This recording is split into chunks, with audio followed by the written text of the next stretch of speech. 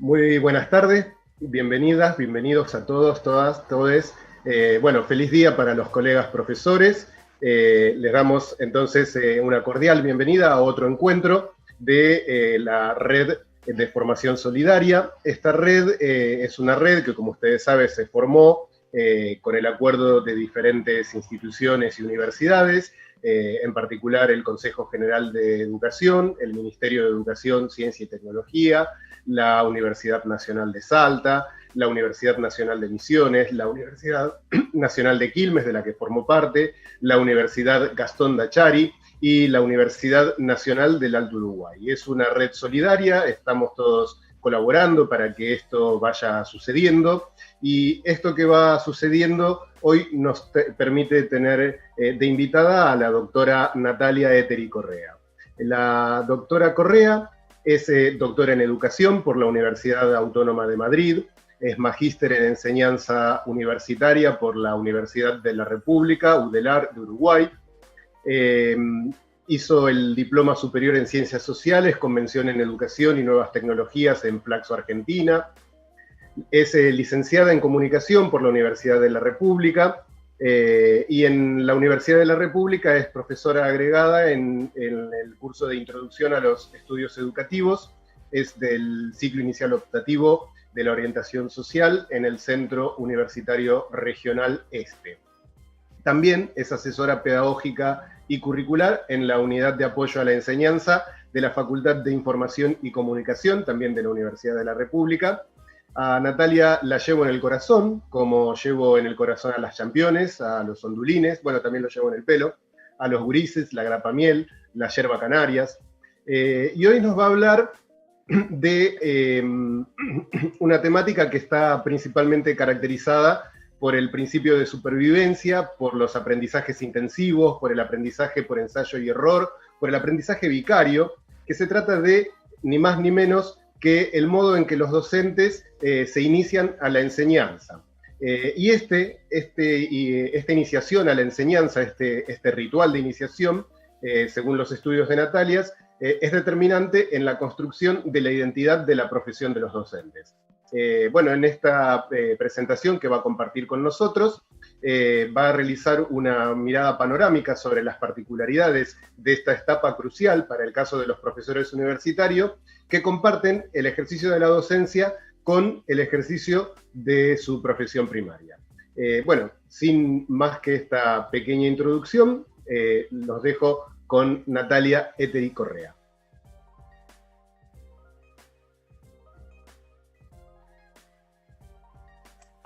Hola, Walter, hola a todos. Realmente me siento muy honrada de poder participar de esta experiencia. Cuando tomé contacto con la iniciativa de lo que es esta red solidaria, quedé encantada de que pudieran estar haciendo todo este trabajo, y bueno, me siento muy honrada de poder participar desde mi país, desde Uruguay, y colaborar con esta red que me parece que es fundamental para el trabajo de las universidades, sobre todo públicas, ¿no? Pero también en relación al trabajo con la comunidad y con otras instituciones. ¿Bien? Eso en primer lugar. Y como decía Walter, voy a hacer una panorámica muy breve, porque lo que más me interesa de esta experiencia es aprender con ustedes, así que animarlos a que participen en el chat con preguntas, con comentarios, con reflexiones sobre lo que les voy a contar, que es un pedacito chiquito de lo que fue mi tesis doctoral. Bien. Entonces, si están de acuerdo, voy a compartir pantalla.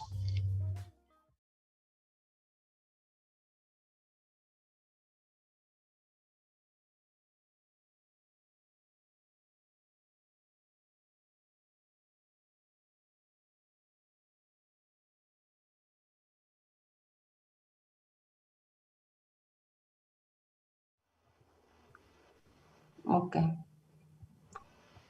Ok. Entonces, básicamente lo que quiero compartir con ustedes es, y como comentaba recién, un pedacito de lo que fue mi tesis doctoral, y para ello voy a intentar recorrer con ustedes eh, cuatro, cuatro temas, por decir de alguna manera, ¿no? En primer lugar, algunos conceptos iniciales que están relacionados al título, ahora voy a volver al título, pensar un poco por qué es importante atender esta cuestión, después contarles un poco algunas cosas que encontré de cómo es la iniciación de los profesores principiantes que tienen las particularidades que vamos a hablar, y después algunas reflexiones para continuar, ¿bien? La presentación de hoy se denomina Iniciación a la enseñanza de profesores universitarios que ejercen la docencia como segunda profesión. Me parecía importante entonces trabajar algunos de los conceptos o explicar de qué hablo cuando hablo de la iniciación a la enseñanza de profesores universitarios que ejercen la docencia como segunda profesión. ¿Bien? En primer lugar, ya Walter adelantaba un poco algunas de las características que según la literatura tiene la iniciación a la enseñanza.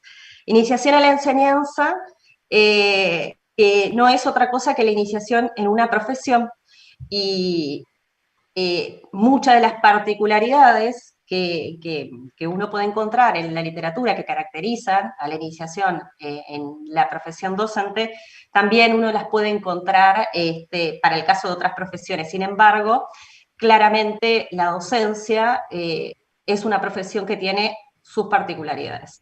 Bien, ¿qué dice la literatura o parte de la literatura sobre qué es lo que acontece con los docentes principiantes? Bueno, en primer lugar, se plantea que es una etapa de aprendizajes intensivos, ¿no? Hay un docente cuando ingresa a una institución no solamente empieza a transitar esa institución y tiene que aprender la cultura institucional, sino que además empieza a dar sus primeros pasos en una profesión que de alguna manera ha elegido, y esto lo lleva a tener que aprender muchas cosas en poco tiempo, ¿no? También se plantea que mucho de lo que hacen estos profesores, estamos hablando de profesores universitarios, me parece importante hacer la aclaración, trabajan a partir del ensayo y el error, ¿no? Hay como una especie de principio de supervivencia que se plantea en el sentido de que estos profesores muchas veces no la pasan del todo bien en esa iniciación, y entonces están siempre como con inseguridad, con cierta falta de confianza, pasan estrés, angustia, ansiedad. Yo cuando empecé a trabajar con mi tema de tesis, en realidad recordaba mis inicios en la docencia universitaria. Y cuando me inicié no tenía formación pedagógica, ¿no? Ingresé por mis antecedentes en la disciplina, ¿no? En comunicación, pero no contaba con formación pedagógica, y esto hacía que yo no me sintiera del todo segura, no por en los conocimientos disciplinarios, sino cómo abordar esos conocimientos con los estudiantes, ¿no? Muchas veces también, dicen otros autores, que los docentes sienten una cierta falta de apoyo, se sienten solos, a veces decepcionados, porque tienen unas ciertas expectativas sobre lo que es la profesión, y muchas veces esas expectativas no se corresponden con la realidad. Falta de apoyo se plantea de parte de las instituciones, que la gran mayoría no cuenta con instancias, no prevé instancias de trabajo con el docente que ingresa a la institución, y por lo tanto este docente va haciendo solo su camino. Bien. Bueno, también se plantea que como una etapa a la que se conceptualiza como ese shock de la realidad o el shock de la práctica, ¿no? Que está relacionado con esa decepción que yo comentaba recién, que tiene que ver con el hiato que hay entre ciertas expectativas sobre lo que es una profesión que además uno aprende de alguna manera de qué se trata por observación en tanto que alumno, ¿no? Durante toda su trayectoria escolar.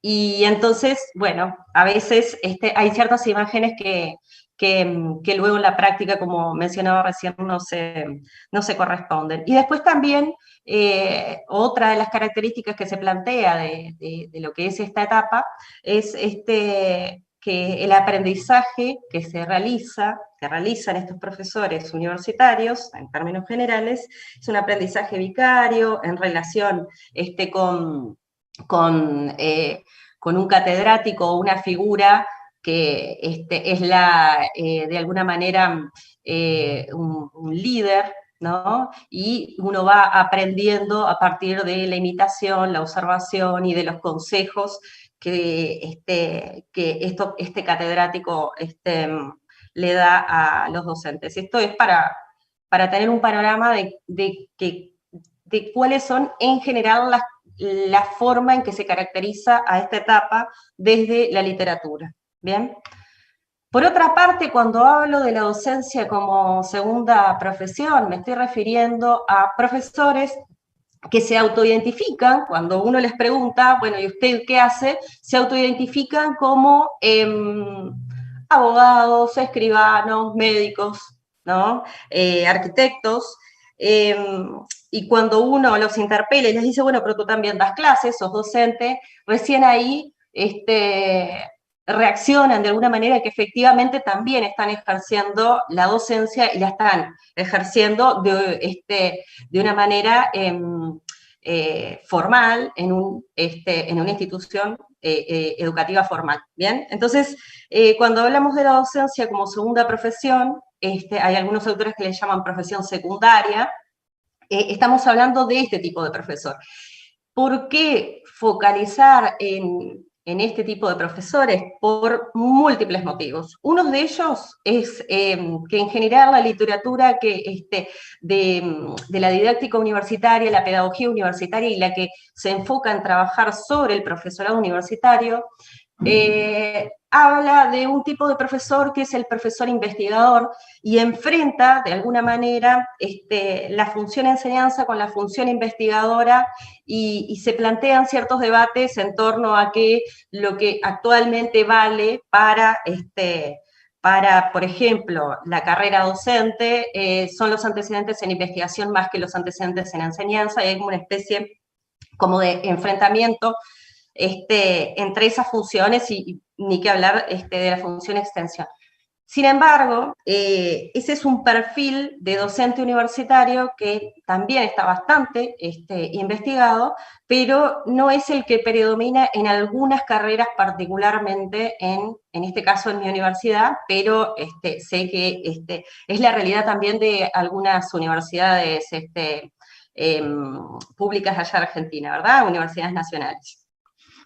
Entonces hay algunas carreras en las cuales los planteles docentes tienen un gran componente de profesores que en realidad su vínculo con la institución es mínimo. Apenas dan un curso práctico, por ejemplo, y básicamente a la universidad van a dar sus clases y nada más. No realizan otro tipo de funciones en general, porque el saber que traen a la universidad es el saber del ejercicio de la profesión, ¿bien?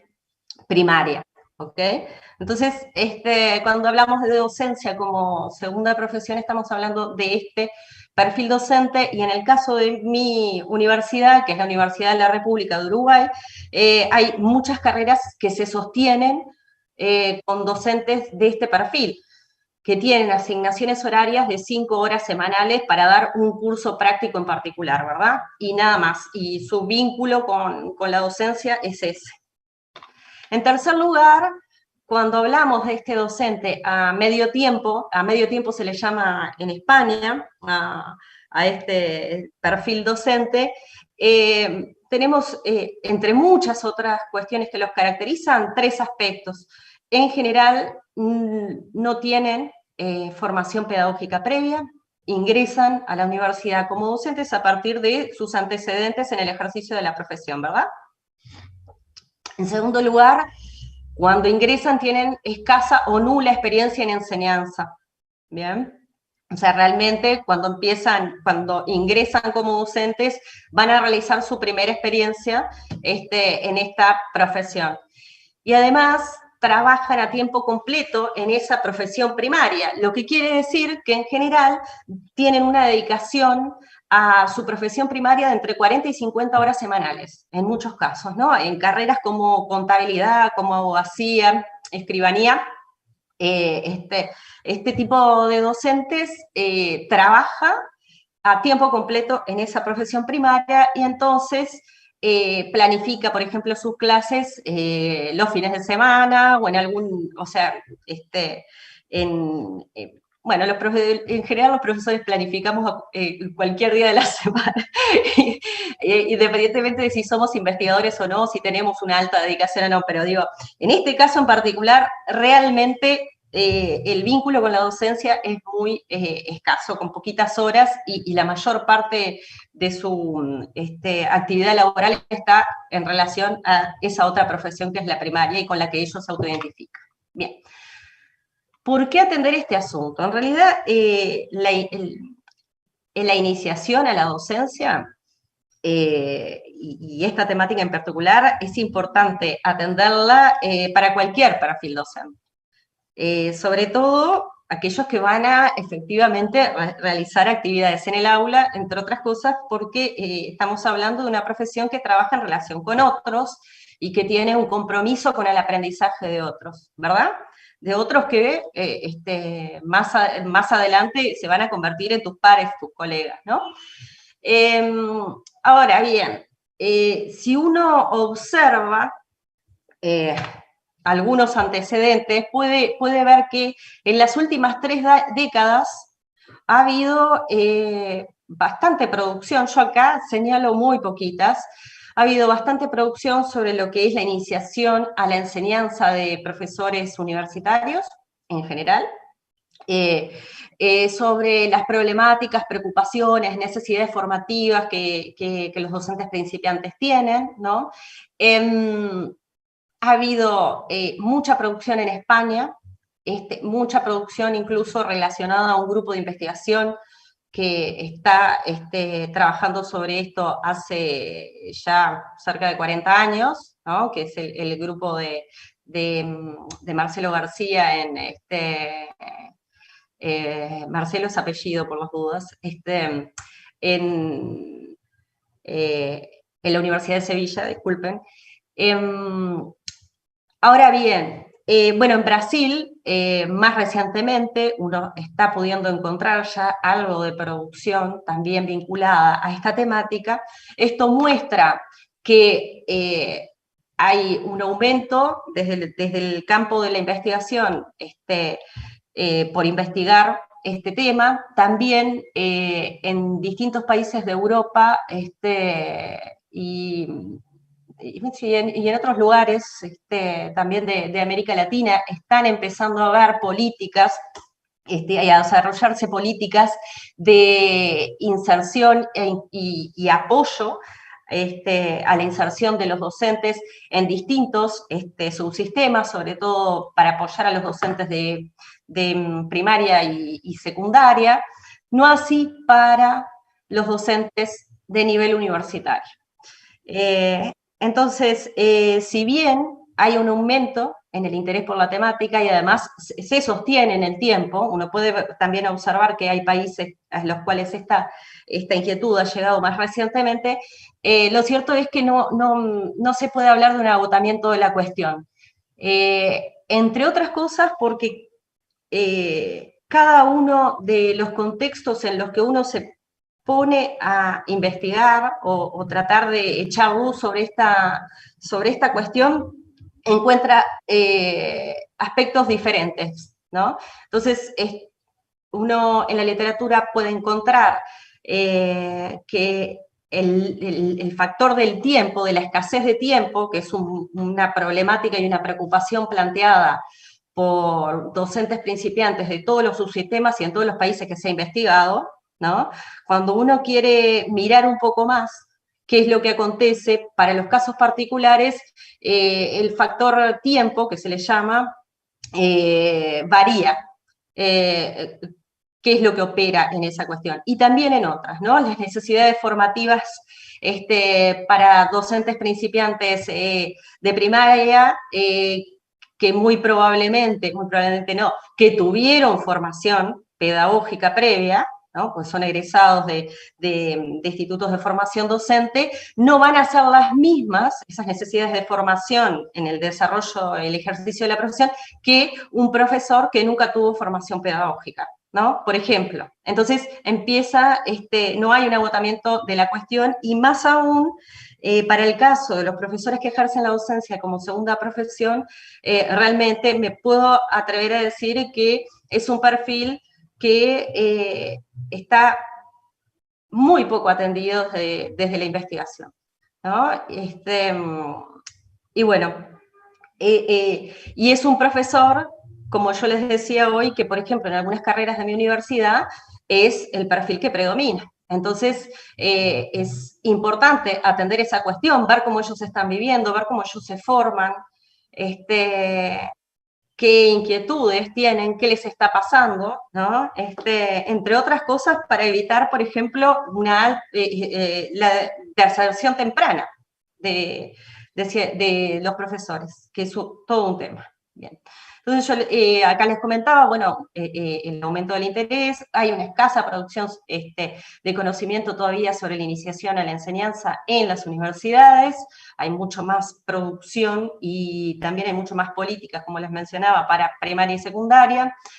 Sobre el profesorado universitario medio tiempo, muy incipiente la investigación, y entonces resaltar el valor de lo que es la investigación situada y pensar en los contextos y tiempos y lugares, porque estas cuestiones varían. Acá les había mencionado algunos antecedentes, y entonces vamos a la tercera pregunta, ¿no? Entonces, ¿qué encontré yo de cómo se inician estos profesores en la enseñanza en mi universidad? Bien, una primera cuestión que me parece que no es menor, yo me entrevisté con muchísimos docentes, bueno, por un lado por mi trabajo como asesora pedagógica, pero además en el marco de esta investigación concretamente, y lo que uno lamentablemente se encuentra es que la gran mayoría de los docentes que están dando sus primeros pasos en la enseñanza, se sienten muy solos, dan sus clases solos, no reciben apoyo ni en la preparación de las clases, en algunos casos muchos de ellos no reciben ni siquiera una indicación de cuáles son los materiales que tienen que utilizar para dar sus clases. Muchos de ellos son muy jovencitos, ¿no? Cuando hablamos de jovencitos estamos hablando de que incluso algunos son estudiantes avanzados de carreras, ¿no? Entonces, me pareció muy sugerente cómo muchos utilizan ciertas metáforas para plantear cómo se han sentido en sus primeras clases, ¿no? Andrés me decía, bueno, arréglate como puedas. Jacqueline planteaba que, bueno, uno se hace el camino al andar, ¿no? Acá, ustedes disculpen, que es Rafael, que dice, realmente yo me sentí, el primer año me sentí como los primeros cristianos cuando los tiraron al Coliseo Romano que se los comieran los leones, ¿no? Bastante fuerte esa imagen, y en realidad, no, lo que encuentra es que ya en la literatura hay algunas, esto se plantean ciertas metáforas, ¿no? Como la metáfora del aviador, ¿no? Cuando le dicen aterriza como puedas, ¿no? O la metáfora del nadador, ¿no? Nada o húndete, ¿no? Y esta forma de expresarlo parece que fuera como de alguna manera universal, ¿no? Bueno, me sentí así, y esto pasa incluso para docentes que han tenido formación pedagógica, ¿no? Que durante esa formación, han tenido sus prácticas preprofesionales con acompañamiento de sus profesores de didácticas, sin embargo se sienten así, ¿no? Con mucha ansiedad. Bien. Algunas características entonces de cómo transitan estos profesores esa etapa de iniciación están relacionadas a, por un lado, lo que se le llama, tanto DBS como ICOBICS, el autodidactismo y la interformación en la cátedra, ¿no? Estos profesores, en general, al no recibir ningún tipo de ayuda, lo que hacen es, bueno, lo que hemos hecho muchos de nosotros, ¿no? Ensayar, buscar información, ¿no? A veces hay alguna anécdota interesante que tengo publicada en un libro, ahora que estoy recordando, de un profesor que a la misma hora, un profesor de práctico en ciencias económicas, que a la misma hora tenía una compañera que era más experimentada y que daba el mismo práctico, y resulta que como habían ido pocos estudiantes al grupo de él y al grupo de la compañera, le propuso que juntar los dos grupos y dar la clase juntos. En realidad la terminó dando la compañera, pero claro, él tenía pobre tanto pánico que aprovechó esa oportunidad y como de alguna manera como retrasó esa experiencia a la que se iba a tener que enfrentar, porque la clase, a la siguiente clase tuvo que darla solo, ¿no? Pero bueno, buscó la manera de compartir, ¿no? También muchas veces una estrategia que emplean es ir a las clases de docentes experimentados, ¿no? Y bueno, observan cómo este docente experimentado la da y bueno, toman ideas de qué es lo que, de la manera en cómo se trabajaron determinados conceptos o cómo se resolvieron los ejercicios, ¿no? También en algunas ocasiones piden a docentes más experimentados que los ayuden en la preparación de clases, ¿no? Ellos de alguna manera desarrollan estrategias, ¿no? Para no pasar solo esa etapa y recibir alguna ayuda. Ahora bien, lo hacen ellos, ¿no? O sea, van ellos a buscar a algún experimentado que tienen como referente, ¿no? Debo decir también que no todos los profesores principiantes desarrollan este tipo de acciones de búsqueda de apoyos, ¿no? O sea, en realidad lo generalizado es que no reciben ningún apoyo y se quedan con eso y hacen sus pininos como pueden. Hay algunos que sí se animan a ir a pedir apoyo y bueno, lo que uno encuentra es que lo que menos acontece es que haya equipos docentes que tengan previstos actividades para apoyarlos, ¿no? Bueno, yo lo que me encontré en mi universidad, en 3 carreras en particular, 3 equipos docentes, uno en administración, uno en contabilidad y uno en derecho. No quiere decir que no haya más experiencias, pero yo me encontré estas 3 y las acompañé durante más de un año, de cátedras que tenían previstos distintos tipos de dispositivos para apoyar a sus docentes principiantes, ¿no? Pero a iniciativa de los responsables de esas cátedras, ¿no? Entonces, a esos equipos los acompañé. Hacen de todo. Por ejemplo, hay un equipo que prevé un sistema de referentes. Estamos hablando de un equipo docente, imaginen, son 60 docentes en ese equipo, ¿no? O sea, estamos hablando de una unidad curricular que es masiva, que tiene 5.000 estudiantes anualmente. Entonces, todos los años ingresan entre 5 y 10 nuevos docentes, ¿no? Porque hay una alta rotación. Entonces, en ese equipo docente tienen previsto acompañar a sus principiantes a través de un grupo de inducción, donde todos los docentes principiantes van preparando las clases semana a semana con el ex catedrático, que es un docente que trabaja honorariamente, ¿no? Es una figura muy importante. Después hay otro equipo docente que es más chiquitito, y lo que hace la responsable del equipo es preparar con cada uno de los docentes principiantes las 2 o 3 clases que les toca, no les toca más, o sea, no tienen que dar el curso completo. Entonces, prepara con cada uno de ellos las clases, le va haciendo devoluciones, les brinda materiales del campo didáctico para que vayan también leyendo y discutiendo cuestiones, bueno, les pregunta, ¿por qué querés hacer esta actividad, por ejemplo, ¿no? ¿Qué es lo que pretendés que aprenda el estudiante con esta actividad? Y así. Y luego les hace una observación documentada de la clase y les hace una devolución en cada una de las clases. Es una experiencia preciosa también que se desarrolla a nivel de un equipo de Facultad de Derecho, ¿bien? De la carrera de abogacía, como para tener un panorama de que estrategias son muy diversas, ¿no? Pero bueno, no se puede hablar de programas de inducción porque un programa de inducción implica un compromiso institucional, ¿no?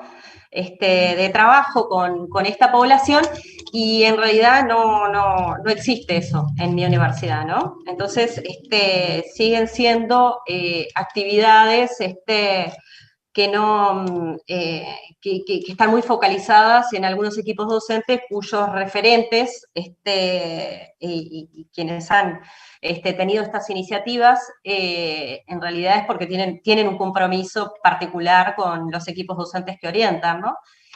Bien, entonces, 3 modelos de iniciación que encontré en mi tesis, que se parecen un poco a algunas de las cuestiones que yo encontré en la literatura, pero que también tienen sus particularidades por esto que yo les decía, de la importancia de la investigación situada y como un caso en una institución con características propias aporta cosas nuevas, ¿no? El primer modelo es el que yo les decía, lamentablemente es el más generalizado, que es uno se inicia solo en la docencia, no tiene ningún tipo de apoyo de parte de la institución, es en donde uno puede encontrar más personas descontentas, ¿no? Y bueno, ahí los principiantes desarrollan muchas estrategias autoformativas, ¿no? Y bueno, y donde uno puede encontrar que ese principio de supervivencia, ¿no? Y ese shock de la práctica se aplican en este modelo. El segundo, que yo les comentaba recién, acompañado pero a solicitud del principiante, ¿no? Acá podemos empezar a hablar de una interformación, también de la existencia de una mentoría informal en la medida en que es el principiante el que elige a un profesor experimentado que le dé una mano, que lo ayude, ¿no? Con preparación de clases, o le pide para asistir a sus clases y observar su práctica, etcétera, ¿no? Eh, pero bueno, esa solicitud del principiante. Y después lo que yo le llamo las experiencias de inducción, como decía recién, no se puede hablar ni de programas ni de políticas, porque la falta de compromiso institucional se sigue manteniendo en este modelo, en los 3 modelos hay falta de compromiso institucional, formalmente, ¿no? Pero lo que uno se encuentra en estas experiencias es que en general se desarrollan acciones de mentoría más formalizada en la medida en que se nombra una figura que va a ser referente de los profesores principiantes, puede ser una para muchos o una para cada principiante, depende, donde también se establecen determinado tipo de se desarrollan determinado tipo de acciones de apoyo, diferentes en cada una, pero son acciones de apoyo, en definitiva, a estos principiantes. Y bueno, lamentablemente hay que bucear para encontrar estas experiencias. No fue sencillo llegar a algunas de ellas, pero logré hacerlo y pasé experiencias muy bonitas y aprendí muchísimo. Algunas reflexiones para continuar pensando. Bueno, comentarles que en mi universidad existen lo que se le llaman estructuras de apoyo a la enseñanza. En las distintas facultades se puede llamar diferente, unidad de apoyo pedagógico, unidad de apoyo a la enseñanza. Yo precisamente trabajo en una unidad de apoyo a la enseñanza en la Facultad de Información y Comunicación, y estas estructuras, una de las funciones que tienen, históricas y tradicionales, es la formación pedagógica de los docentes de esas facultades, ¿no? También comentarles que en mi universidad existe un espacio general de formación de docentes, en donde se desarrolla una oferta centralizada, una oferta de formación. Por supuesto que tanto la formación que realizan las estructuras de apoyo a la enseñanza a sus docentes, a los docentes de cada facultad, ¿no? Y estas otras acciones que se desarrollan a nivel central, claramente son acciones de formación a los docentes que ya están en servicio, ¿no? Eso por un lado. Por otro lado, en esto yo he sido bastante crítica, no hay una coordinación de las acciones de formación que hay en la universidad. Entonces uno se encuentra con muchas superposiciones, ¿no? Con muchas estructuras de apoyo a la enseñanza ofertando los mismos cursos, por decir de alguna manera, e incluso a nivel central también. Entonces, hay una falta de coordinación en esas acciones. Ahora bien, la política desde principios de este siglo siempre ha sido focalizar en la formación de los docentes de lo que nosotros le llamamos grados bajos. Esto tiene que ver con de cómo es la estructura docente en mi universidad. Nosotros tenemos un escalafón en el cual tenemos 5 grados docentes. Los grados de ayudante y asistente son lo que nosotros les denominamos grados en formación, y después uno tiene los grados de profesor adjunto, profesor agregado y profesor titular. ¿Bien?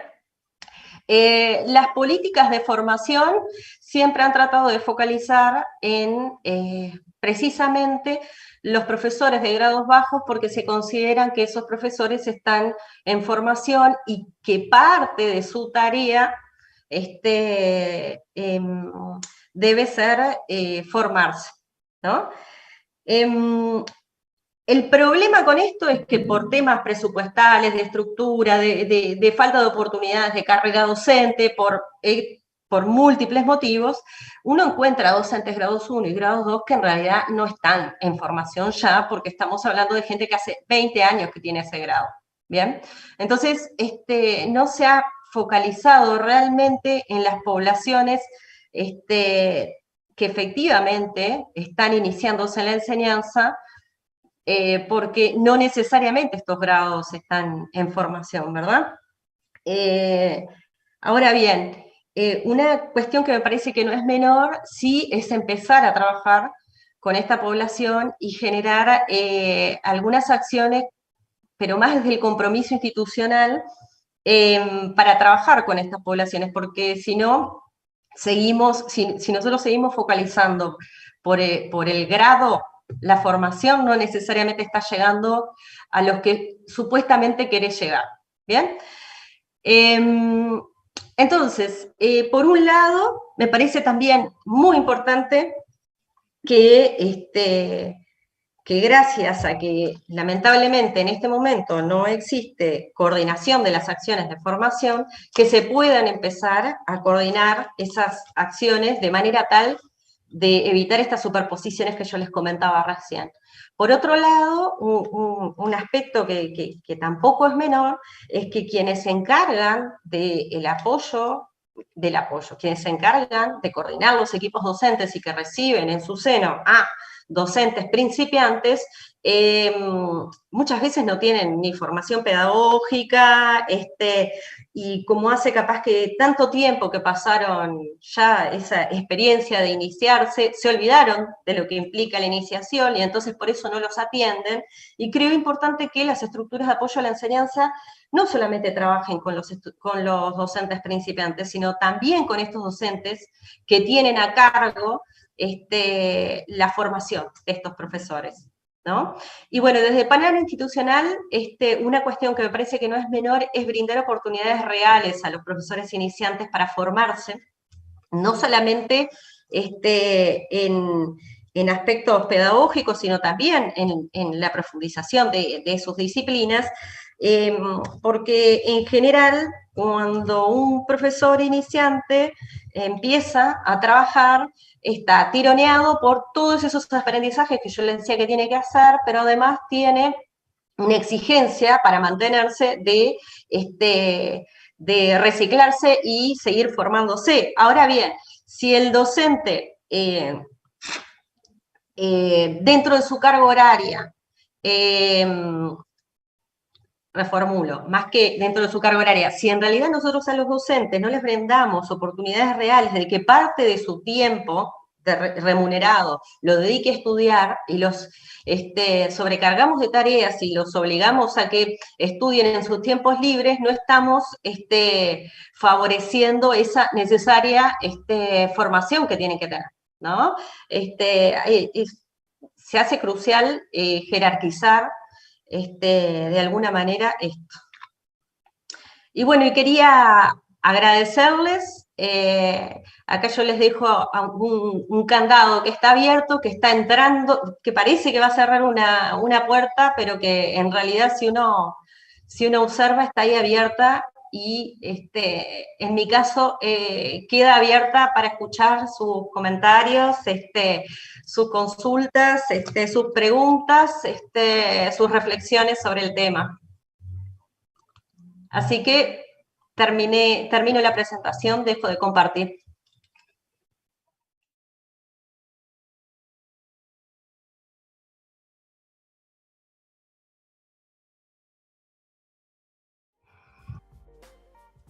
Bien. Micro.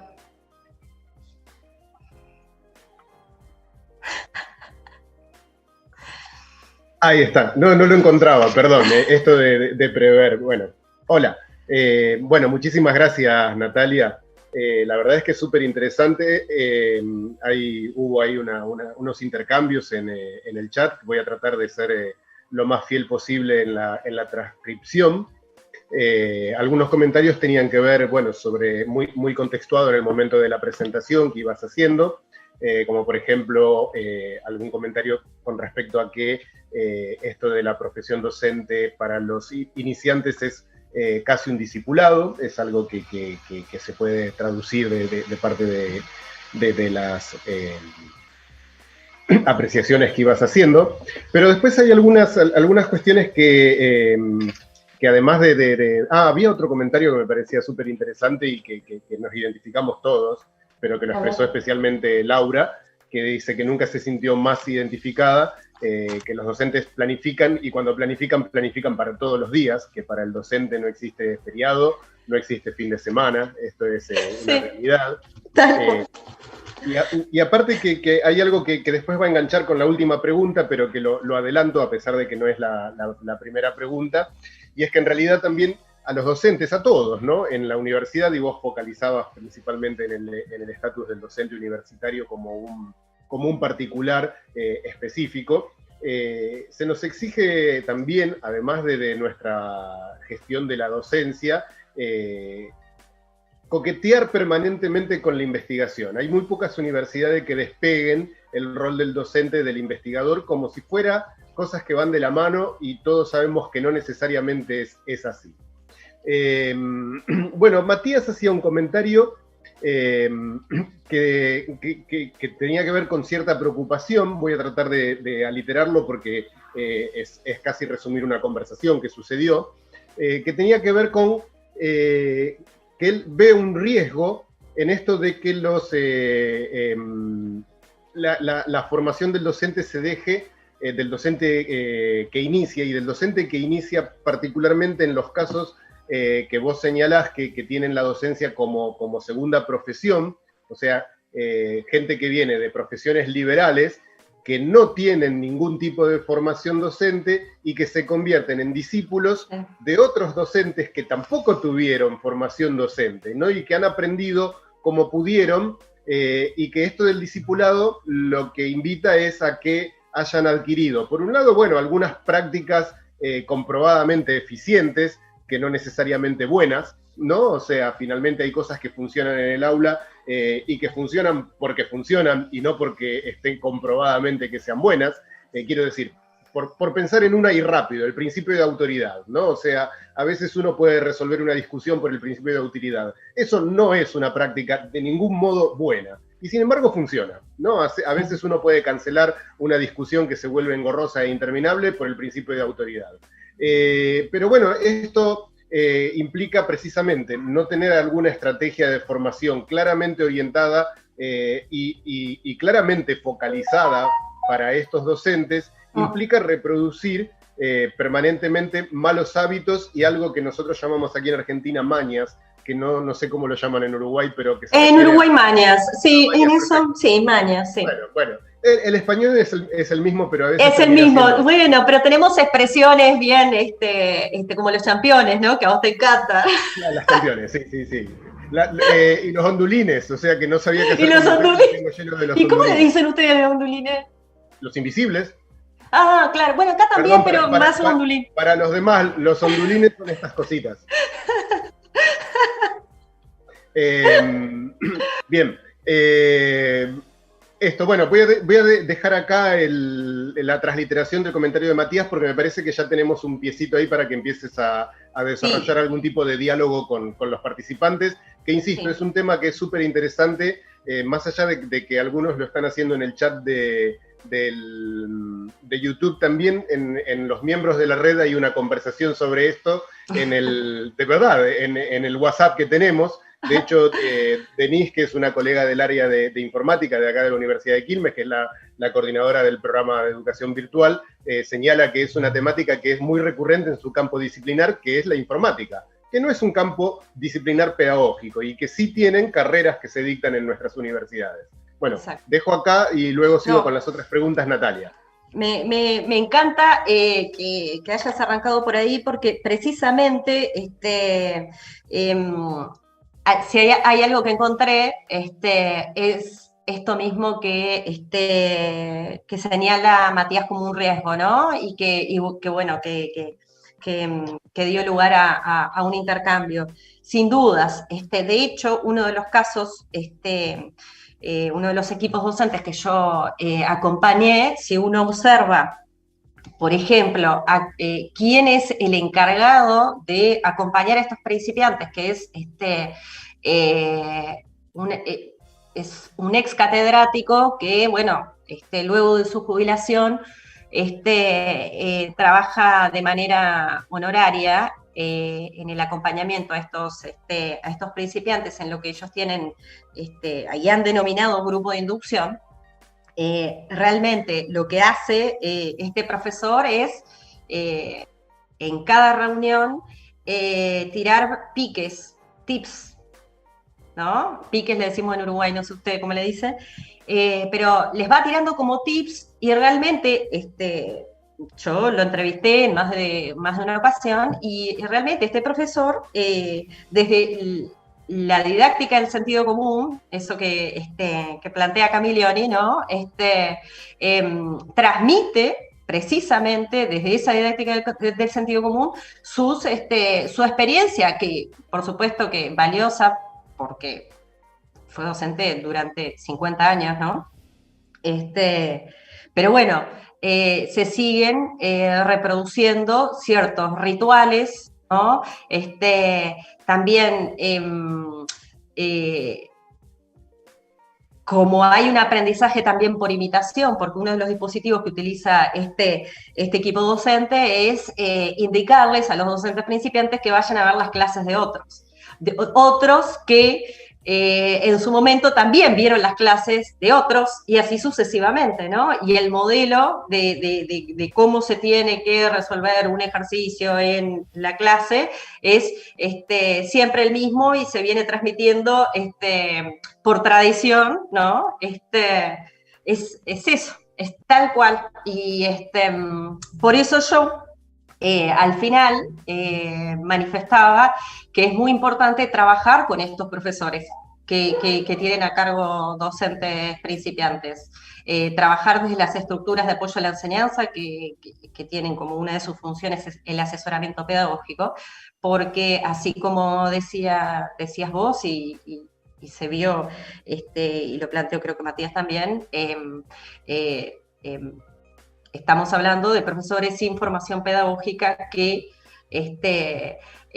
están formando a estos docentes, y estos docentes no tienen contacto con el campo didáctico erudito, ¿no? O sea, con la didáctica erudita, como dice Camilleri, ¿no? Y bueno, me parece importante que nosotros trabajemos con ellos también, tanto como me parece importante trabajar con los principiantes, ¿no?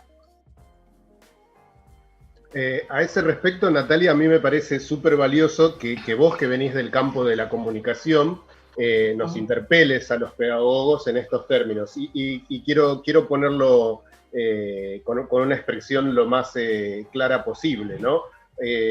La verdad es que es cierto que las universidades y cualquier institución educativa tiene dentro de su misión fundamental esto, ¿no? La de la transmisión del conocimiento y que esa transmisión sea fértil, ¿no? En el sentido de que no sea idéntica a sí mismo. Quiero decir, a ver, vos ponés el ejemplo de ese profesor que aprendió mirando a otro profesor que aprendió a mirar a otro profesor, y que uno se hace a la idea de que ese es un proceso que pudo haber durado y haber replicado buenas o malas prácticas, como señalaba Matías, durante décadas. Yo me atrevo a decir durante siglos, ¿no? O sea, finalmente, ¿dónde termina esta cadena de el profesor que aprendió mirando al otro profesor? Y por otro lado, es una tensión que creo que es difícil de resolver, porque finalmente parte de la misión de las universidades no es solo transmitir conocimiento, eso puede hacerlo bien cualquier enciclopedia, sino también generar nuevos conocimientos, ¿no? O sea, que por ahí va, no me quiero adelantar a parte de la discusión de hacia el final. Así que sigo con un comentario que había hecho Jessica, que es literalmente una pregunta. Lo que sucede es que no era una pregunta que estaba focalizada a tenés que responderla, pero te invito a que intentemos, porque sé que trabajaste mucho esta temática. Era una pregunta retórica. Lo que proponía Jessica era ¿cuánto pesa la autobiografía escolar en la iniciación docente? En estos docentes y en todos los docentes, finalmente, ¿no? Sí, pesa un montón. Bien que yo lo mencionaba también, ¿no? También al pasar, porque era una panorámica lo que quería plantear, pero pesa muchísimo en todos los docentes, pero imagínense el peso que tienen docentes que no tienen formación pedagógica, ¿no? Entonces, aún más, porque quienes pasan por procesos de formación, ¿no? Por ejemplo, los maestros, los profesores de secundaria que tienen formación previa, la biografía escolar tiene, o sea, está comprobado, ¿no? Que solamente tener contacto con teorías pedagógicas no te hace cambiar ciertos modelos que vos tenés introyectados, ¿no? Sobre qué es enseñar, qué es aprender, etcétera, ¿no? Pero imagínense gente que va a dar sus primeras clases a partir de lo que vio como alumno durante toda su escolarización, ¿no? El peso de esa biografía escolar, sin duda. Además, ustedes recuerden que recuerden sus primeros momentos, ¿no? Y recuérdense como alumnos, ¿no recuerdan aquel profesor que les encantó por todo lo que aprendieron o porque utilizaba el sentido del humor en las clases bueno, y ustedes se sentían cómodos, pero también ese profesor con el que se sintieron muy incómodos, que no les gustó, y díganme si ustedes eso no lo utilizan, no lo han utilizado en algún momento como referente para desarrollar su propio estilo como docentes, ¿no? Yo, en mi caso, voy a hablar de Natalia, tengo algunas experiencias muy buenas y algunas experiencias muy malas con profesores cuando yo fui alumna, y entonces digo, esto que hace este profesor me encanta y yo lo quiero hacer porque creo que a mí me sirvió, porque además el referente de cómo uno aprende, ¿no? Imagínense, ¿no? Uno empieza enseñando, sobre todo también por qué es lo que le sirvió a uno para aprender, ¿no? Para ir viendo el peso de la biografía escolar, ¿no? Entonces, esto que hacía este docente me encantaba, entonces yo voy a incorporar esto en mi práctica. Esto que hizo este docente me parece horrible, voy a tratar siempre de despegarme y de no hacer lo que este docente no me gustaba, ¿no? Entonces, creo que todos podemos contar alguna anécdota y enseguida pensar en aquel docente excelente que tuve o en aquel docente, no sé, que hacía cosas que no favorecían el aprendizaje y del cual yo no quiero, no quiero imitar, ¿no? No quiero seguir esos pasos, ¿no? Así que todos nosotros podemos hacer un ejercicio para ver qué tanto opera nuestra biografía escolar en nuestras prácticas, ¿no? Más allá de que existe literatura donde se ha relevado y se ha constatado, nosotros mismos podemos apelar a nuestros recuerdos. Claro. Bueno, a ver, Matías también, que está filoso, no sé si se dice así también en Uruguay. Sí, también se entiende. ¿Filoso está bien? Sí. Bien, no, bueno, está muy despierto, está muy atento y está muy involucrado con el debate, ¿no? Entonces, agrega una dimensión que me parece que es súper importante resaltar y que me parece que es una invitación también, Natalia, para que nos cuentes un poquito qué impacto ha tenido esto dentro de tu investigación. Él habla sobre, bueno, era esta conversación en la que se estaba hablando de estos colegas que se inician y que lo hacen por discipulado, bueno, y que en realidad los pone en una situación en la que su problema también está atravesado por la dimensión del tiempo disponible para poder realmente participar de una instancia de capacitación. O sea, por un lado, no tienen formación pedagógica, carecen de una formación pedagógica, ya que son docentes de las profesiones liberales, y por otro lado, tampoco tienen tiempo para dedicarle a esta formación pedagógica. De hecho, participé muy recientemente de una reunión donde se discutía esta temática, ¿no? O sea, a ver, de golpe y porrazo, muchos docentes tuvieron que convertir en virtual, han tenido que convertir sus prácticas docentes en prácticas mediadas por tecnología, y lo han tenido que hacer con muy poco tiempo de preparación y con muy poco tiempo de ejercitación efectiva, o sea, directamente esto que vos metaforizabas como el cristiano lanzado a los leones. Bueno, un poco esto, ¿qué rol juega en la disponibilidad de tiempo para los que ejercen una profesión liberal, que tienen una dedicación de, vos señalabas, 40 horas, y que eventualmente dedican un tiempo parcial a la docencia? Es tremendo porque si los docentes que no tienen estas características, ¿no? Entonces que tienen un vínculo con la institución más estrecho, porque tienen cargas horarias más amplias, o que su actividad es la docencia universitaria, no se acercan a propuestas de formación pedagógica, entre otras cosas, por falta de tiempo, porque hay ciertas funciones que les requieren, ¿no? De todo su tiempo, de casi todo su tiempo. Imagínense estos profesores. Y creo que de uno de los equipos que acompañé, es bien significativo observar cómo opera la falta de tiempo. En uno de estos equipos docentes que tienen un grupo de principiantes, ¿no?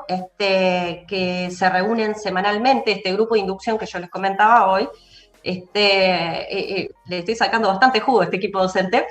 Ellos comienzan esas reuniones un mes antes de que empiecen las clases, aproximadamente, ¿no? En parte para que empiecen a conocerse, también para que el profesor que es como el mentor, en este caso, ¿no? El que opera como mentor formal, vaya trabajando con ellos algunas cuestiones que hacen al curso, algunos lineamientos relacionados a las planificaciones de las clases, etcétera, etcétera.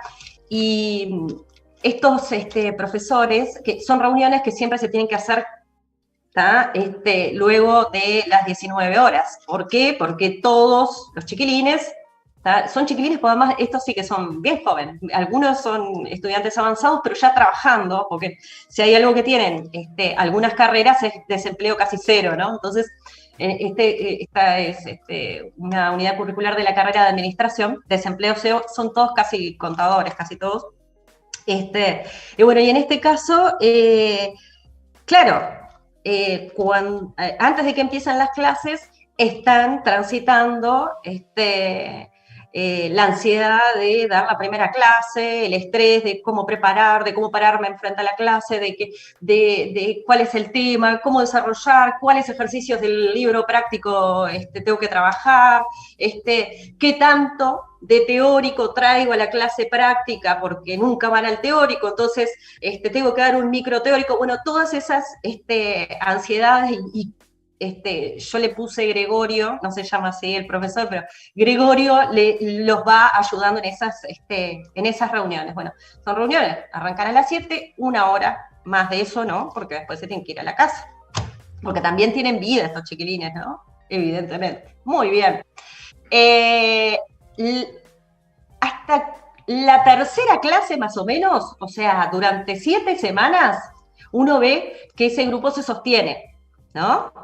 Ahora, cuando ya dieron sus primeras clases, empiezan a faltar, se empiezan a excusar, ¿no? Yo iba a todas esas reuniones, ¿no? Y me encontré un día, esto lo relato en mi tesis, y me encontré un día con Gregorio sentado en un pasillo de la facultad, porque le habían sacado además el salón de la reunión ese día, porque, claro, institucionalmente es tan jerarquizada la cuestión que le sacaron el salón y no teníamos salón, y dijimos, bueno, ¿dónde nos reunimos? Bueno, hoy está lindo, vamos a uno de los patios. La Facultad de Ciencias Económicas tiene un patio muy bonito, tiene varios patios, pero hay uno que es muy bonito. Y bueno, y nos sentamos ahí con Gregorio a esperar, y por mail empezaron a llegar los mails, no voy, nos encontramos los dos solos, ¿no? Al siguiente encuentro va uno de los chiquilines, ¿no? Yo también los entrevistaba a ellos, ¿no? Y bueno, ¿qué fue lo que empezó a pasar? ¿Por qué empezaron a faltar hasta que llegamos a ese momento bisagra, que ni siquiera era la mitad del cuatrimestre, como dicen ustedes? Para nosotros le llamamos semestre al cuatrimestre. No habíamos llegado siquiera a esa instancia, y ya se había desgranado el grupo.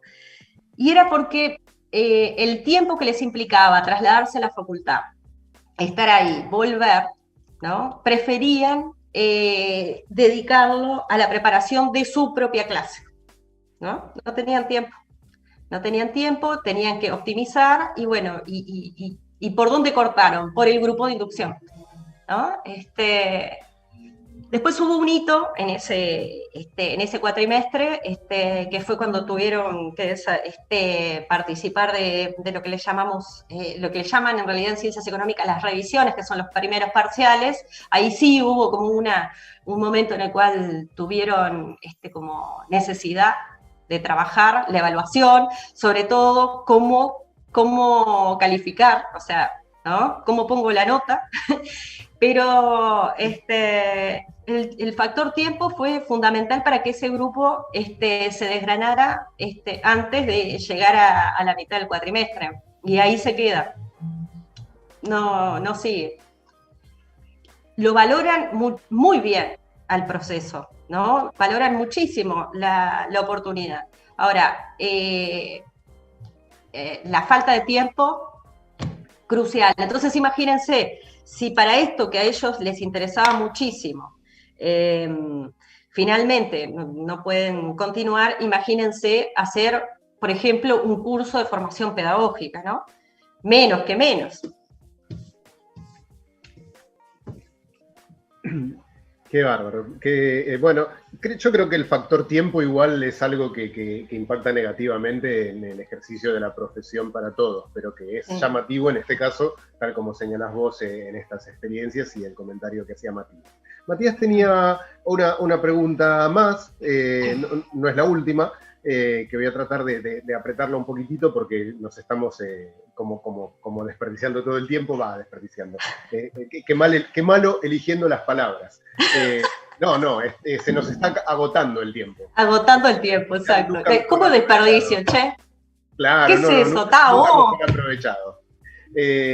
Matías señalaba si vos observabas alguna diferencia, o si podemos reconstruir juntos, observar alguna diferencia entre aquellos que se inician en la docencia, pero que vienen del campo primario de la investigación. Por ejemplo, aquí en Argentina hubo una crisis importante, muchos investigadores que tenían subsidio del CONICET lo perdieron, y muchas universidades, durante los últimos 4 años de gobierno anterior, pasó que muchas becas se cayeron de CONICET, sí, y que muchas tenían su investigación radicada en alguna universidad, se vieron obligados a empezar a dar clases. Y estamos hablando de investigadores que tienen doctorados en ciencias de lo más variopintas, ¿no? Desde las físicas hasta la biología, la genética, la ingeniería nuclear, y que evidentemente no son profesiones que están pensadas per se para la docencia, y que sus doctorados no estuvieron pensados para que se dediquen al ejercicio docente. O sea, estamos hablando de gente que venía con un incentivo para exclusivamente investigar, ¿no?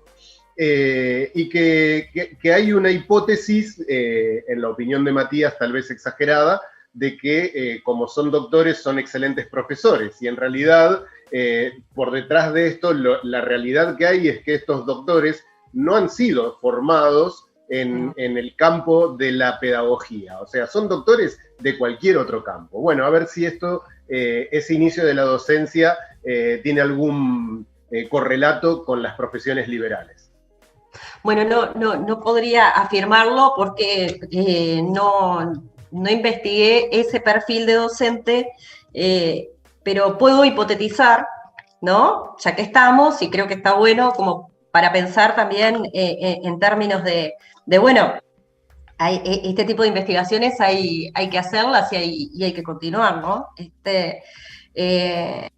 De hecho, nosotros no tenemos ese tipo de perfil de docente así tan marcado como lo que estás planteando, lo que está planteando Matías y vos me contás, Walter. O sea, de verdad, acá en Uruguay no hay ese investigador que vino o sea, muy poquitos casos puede haber. Ahora, hipotetizando, tiendo a creer que puede haber algunas similitudes, ¿no? En cuanto a lo que puede pasar en términos de, bueno,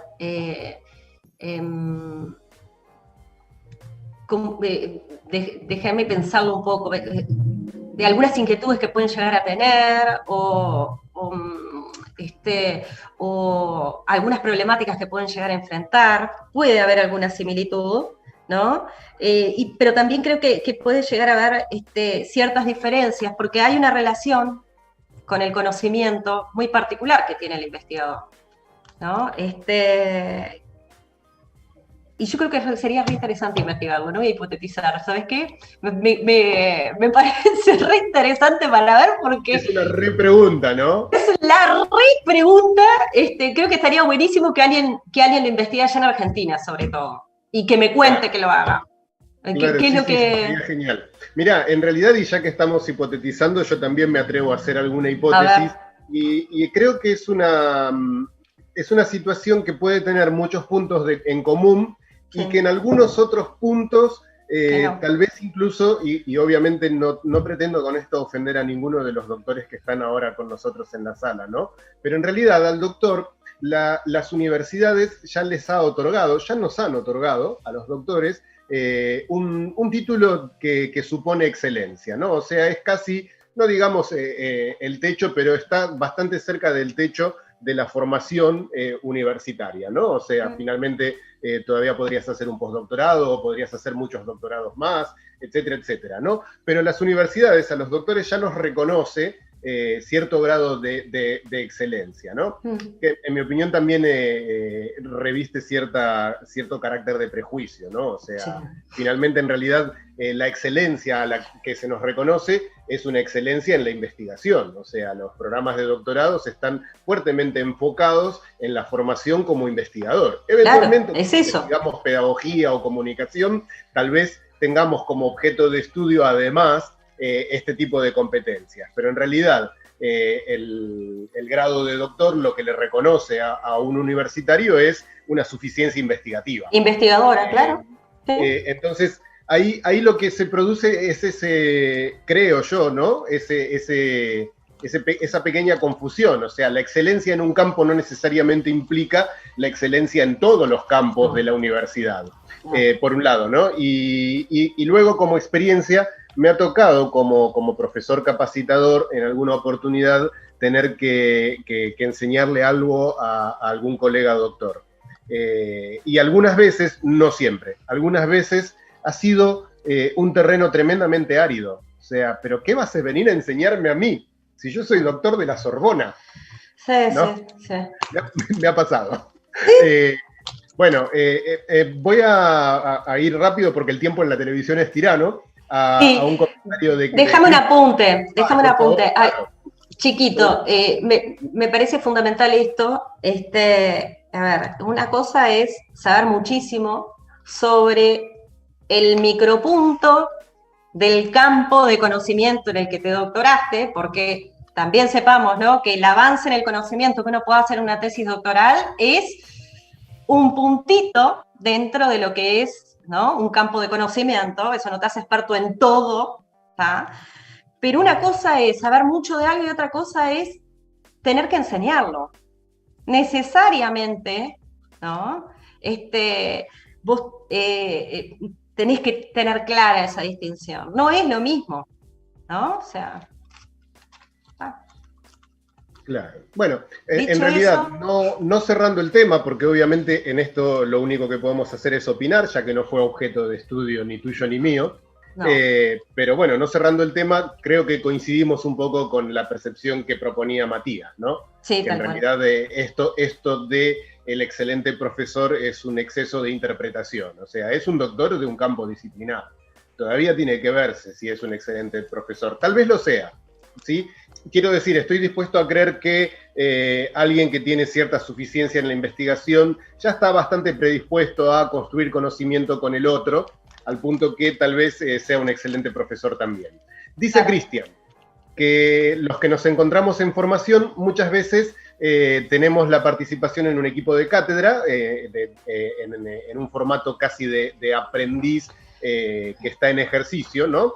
Que puede ser un apoyo fundamental y una fuente de primera mano para la formación pedagógica. Y esto repregunta Alejandra, que cómo perciben la respuesta de los estudiantes. ¿Qué pasa entre ese vínculo, entre el aprendiz que está exhibido como aprendiz y a la vez con una posición de autoridad simultáneamente? O sea, el estudiante ayudante, por ejemplo, es una persona que por un lado está en una situación bisagra, en la cual es simultáneamente responsable de un contenido disciplinar y simultáneamente aprendiz, ¿no? ¿Qué pasa con esta situación bisagra?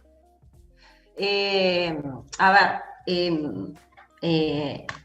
yo recuerdo durante la investigación una anécdota de uno de los responsables de equipo docente que entrevisté, que me contaba que uno de los fundamentos para que desarrollara actividades de acompañamiento a los docentes principiantes estaba relacionado con su propia experiencia de cómo ella vivió su iniciación, ¿no?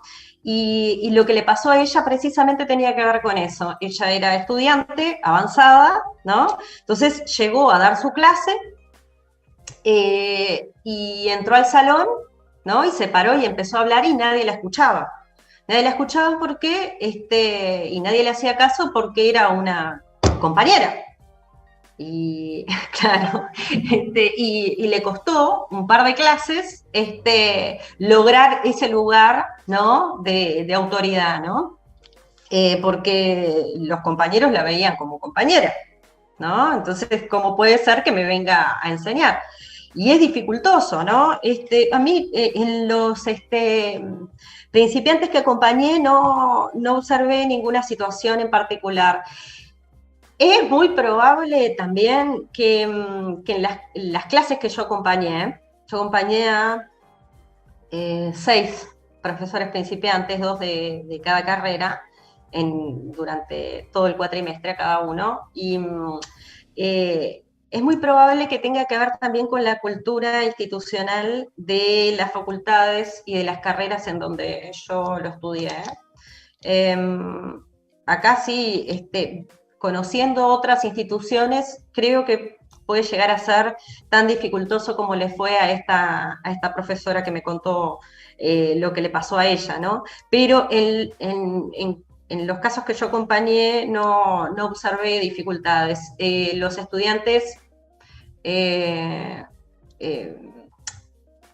como que le dan un lugar al docente, independientemente de que sea joven o que sea compañero, porque también es estudiante, no observé ninguna dificultad, pero me parece que tiene que ver con la cuestión de las facultades y las carreras donde yo hice esto. En la Facultad de Información y Comunicación creo que es un poco más difícil. No sé, por acá. Claro. Bueno, no me atrevo a hipotetizar sobre dónde es más difícil, ¿no? Yo, así como comentario marginal, yo soy el caso opuesto, o sea, yo soy una persona que se ha dedicado siempre a la pedagogía, de diferentes campos disciplinares, pero siempre estuve vinculado a la docencia. Dicho de otra manera, mi formación inicial es la docencia, ¿no? O sea, soy maestro de dibujo, bueno, etcétera, y finalmente seguí siempre dentro del sistema. Yo recuerdo mi iniciación a la docencia era, bueno, una persona muy joven que por primera vez enfrentaba a estudiantes de primaria de otros. Es el infierno, chicos. Es el infierno, ¿no? O sea, sí, sos un adolescente, una persona muy joven enfrentando a un grupo de niños que se ven, que te miran y se dan cuenta que no te ha crecido la barba. Bueno, mira, tengo un comentario más para hacer que hizo Luis. En realidad hay algunos comentarios anteriores de Alejandra, pero como iban de la mano de todos este diálogo que hubo entre Alejandra, Jessica, y creo que era Matías, ahora no retuve el nombre, pero sí, Matías. Bueno, hay un comentario Matías, de Luis, sí. No es un comentario final, pero que nos serviría para ir cerrando, como digo, a ver, Natalia, siempre es un placer y un honor conversar con vos, pero vos, yo y la gente que está acompañándonos, todos tenemos compromisos que cumplir, así que vamos a ir cerrando con este comentario. No es lo último que vamos a conversar, pero tiene que ver con recuperar la conversación que teníamos hace un ratito acerca de el docente, que él dice que a veces al docente le puede costar mucho comunicarse, a pesar de que es un experto de su campo disciplinar y que sus conocimientos aportan mucho a la formación en un futuro profesional, pero en base a su experiencia. Esta tensión entre la empiria de un conocimiento y la posibilidad de convertirlo en transmisible por un lado, y hablando de la universidad, no solo transmisible, sino fértil para futuras construcciones de nuevo conocimiento, que es algo que nunca tenemos que perder de perspectiva en el ejercicio de la docencia universitaria. Que digo, a ver, el docente universitario, a diferente del docente de la primaria, no es un funcionario, es un científico haciendo docencia, ¿no? O sea, hay una concepción y un modo de pararse delante del aula radicalmente diferente. Bien, este comentario y te invito a que reflexionemos juntos. Bueno, una reflexión final directamente relacionada con esto. Parece una paradoja, ¿no? Que profesores investigadores que son plenamente conscientes de que el conocimiento está en permanente evolución, ¿no? Muchas veces sus prácticas de enseñanza den una imagen de que el conocimiento es algo estático, acabado, y ¿no? Una reflexión de algo que yo he vivido como alumna en clases, ¿no? Y volviendo a aquello del papel de la biografía escolar, ¿no? Entonces, muchas veces se enseña para responder más que para preguntar, cuando en realidad capaz que tenemos que invertir un poco esa ecuación, ¿no? Y ayudar a los chiquilines a preguntarse, ¿no? Pero bueno, los docentes no somos todos tampoco, y como decíamos hoy, ser súper experto en un área disciplinar no te hace experto en la enseñanza de esa área disciplinar.